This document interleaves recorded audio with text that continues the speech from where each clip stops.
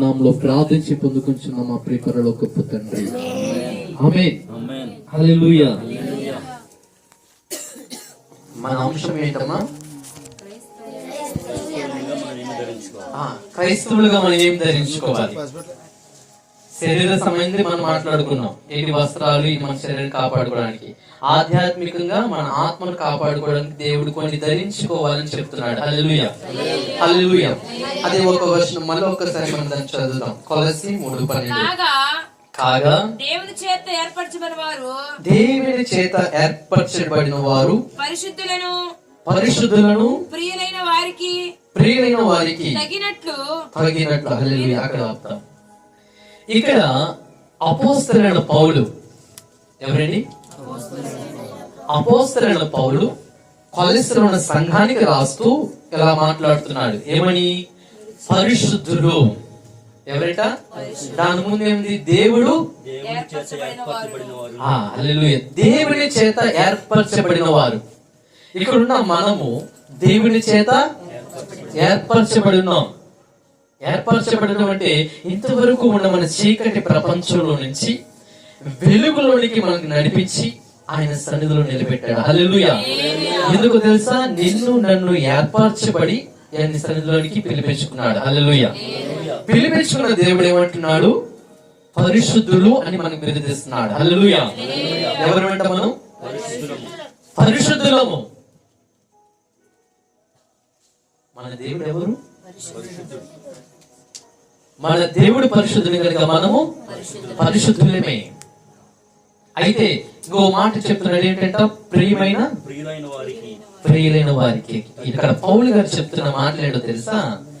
కొలస్సీ సంఘానికి ఆదినంలో చెప్తున్న మాటలు ఈ రాత్రి కాల సమయంలో కొండకి ప్రాంతంలో ఉంటున్న మనతో చెప్తున్న మాటలు దేవుడివి.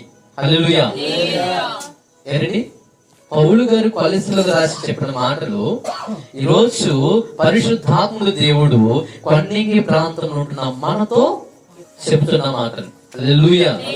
ఎవరికో కాదు, ఎప్పుడో కాదు, ఈ రోజు మనతో చెప్తున్న మాటలు. హల్లెలూయా. ఏమంటున్నాడంటే ఇక్కడ జాలిగల మనస్సు, జాలిగల మనస్సును ఏమి ధరించుకోవాలంట? మొట్టమొదటిగా జాలిగల మనసు అంటే ఇతరులు కష్టాల్లో ఉన్నప్పుడు, లేదా ఇతరులు బాధలో ఉన్నప్పుడు మనం ఏం చేయాలి? వారి మీద జాలి పడాలి. కానీ కొన్ని ప్రాంతాల్లో నేను చూస్తుంటాను, నేను వెళ్ళినప్పుడు గాని అక్కడ ఉంటున్నప్పుడు గాని క్రైస్తవులైన మనమే చర్చికి వస్తున్న బిడ్డలే వాళ్ళ కష్టంలో ఉంటే వాళ్ళ కష్టాన్ని చూసేమంటారు తెలుసా? వీళ్ళకి ఇలాగే ఎవరు కాదు, చర్చికి వెళ్తున్న క్రైస్తవులు, ఏర్పరచబడిన వాళ్ళు, పరిశుద్ధులే అంటున్న మాట వీరికి ఇలాగేనే జరగాలి. ఆయన బాధపడుతుంటే తప్పు లేదు, రావాలి అని ఎవరు అంటున్నారంట? ఈ రాత్రి చెప్తున్న దేవుడు మాట్లాడి తెలుసా? మీరు జాలి కలిగి మనసు కలిగి ఉండాలి. మన ప్రభువైన యేసుక్రీస్తు వారు జాలి కలిగి తను శిక్షించిన వారు ఎదురుగా ఉన్నా వీరు ఏం చేస్తున్నారు? మరి ఆయన కంటే గొప్పవారు మనమైతే ఏమంటున్నాం? దేవుని సందుకోవచ్చు పరిశుద్ధులము అని పిలువబడుతూ కూడా మనం ఏం చేస్తున్నాం? జాలిగని మనసు ఉంటుందా? అలాగే జరగాలకి అని అంటాం. కాదు, అలాగే జరగాలి నువ్వు అన్నప్పుడు ఆమె ఏమి చేస్తుంది? నువ్వు విశ్వసిస్తున్న దేవుడి దగ్గరకు వస్తుందా? చర్చికి వెళ్తున్నా నీవు అలాగే జరగాలి అంటున్నావు. దేవుని ఎరుగు నేను కూడా అలాగే జరగాలి అంటున్నా. నీకు నాకు తేడా ఎక్కడుంది?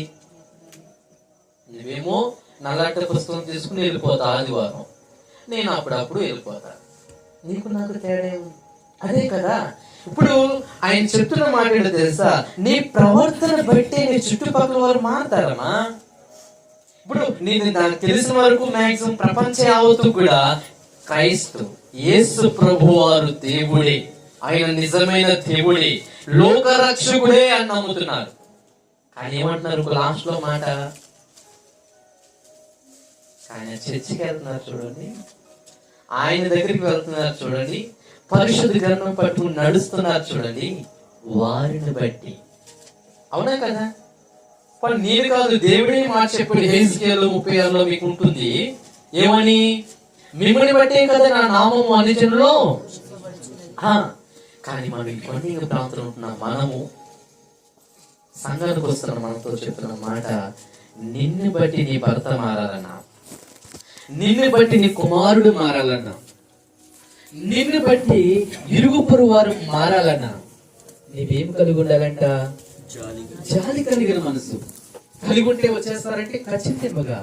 ఎందుకు తెలుసా? ఆమె బాధలో ఉన్నప్పుడు, ఆమె నీ శత్రువైనా, నీకు విరోధి అయినా సరే, ఆమె కష్టాల్లో ఉన్నప్పుడు, అమ్మా ఏం బాధపడమాకమ్మా, మాకు అలాంటివి వచ్చినాయమ్మా, ఏం బాధపడమాక.